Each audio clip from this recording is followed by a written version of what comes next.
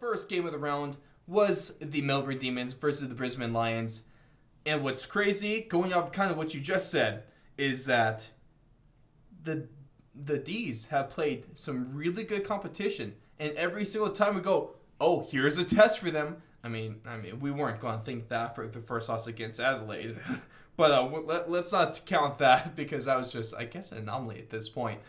But every single time here's a test, here's a really big thing for them. They've gone to A+. Every single time they've just knocked it out of the park. Especially, they do that here against Brisbane, and they look good while doing so. They win by 22. And it was a pretty close game for the most part, and the Lions actually take control in the second, and they kind of hold it at halftime.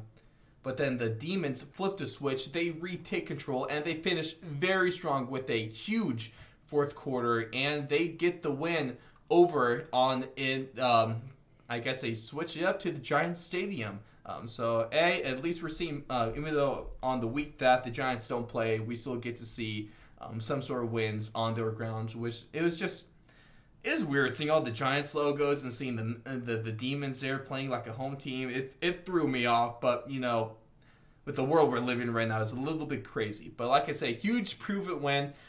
The Lions blow a 20-point lead at half, and almost it looks like the D's switched up their attack. There was a lot more kicking. Was huge in their game in the first half. Obviously, that wasn't working out as well, and then they just kind of handball the Lions into submission, and their offense runs crazy. And that defense is extremely scary. And for the first half, though, Brisbane was touching up this Melbourne team. They were really using the footy really, really well, and Melbourne just could not get a hold of the footy at times. But the D's Goodwin pulls together his troops. He kind of makes a few quick adjustments, like you had kind of said. He kind of went to more of the handball through the corridor, a lot like what the Western Bulldogs did. And the Western Bulldogs touched up this Lions team. So I think he kind of took a little bit of what Luke Beveridge did earlier in the year, and it really, really helped because it got the D's momentum going. And once the D's got going, then their defense was able to recover a little bit. They were able to kind of work out how they were going to handle Danaher and Hipwood and Cameron. And really, after halftime, Brisbane could not get it out of their own end. They were bombing it down the line to contested, and Petrarca, Oliver, gone. That midfield for the Demons just absolutely dominated a youthful and very good, skilled Brisbane Lions midfield. And this was really a great game. It just kind of got blown out there a little bit towards the end when Brisbane continued to have trouble getting it out of their own 50. Demons team is legit. Like, it is hard to not say that this team is a flag contender / favorite at this point. But don't sleep on this Lions team too much. I think they'll learn from this a little bit.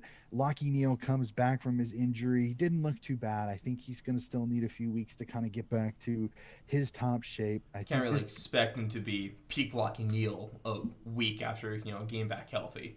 No, and he still played a quite a good game for his first game back, and I think this was a really, really, really good game. I thoroughly enjoyed it. I think it was just more of one of those that the D's defense really helped them out in the second half because they really kind of pushed their wall, shall we say, of defensive hold to about midfield, and Brisbane just got stuck and just could really not penetrate it. And once the D's get going, when you've got Keziah Pickett and Tommy McDonald kicking goals up forward, Petrarca kicking goals, Oliver's everywhere, Max Gawn's playing really well. This was a great Demons performance for sure. And I'll take one moment really quickly. I don't know if you saw this, Ross, but on my tweet, I took a little bit of I got tweeted out a little bit about my team of the week last week. Yeah, he got a little bit of flack for that one.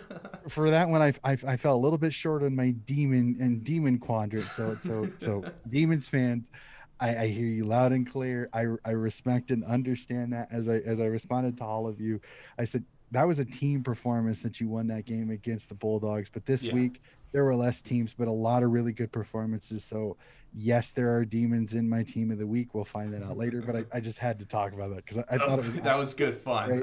I loved it. It was great having a discussion both the guys, a couple of the guys that I talk with Mhm.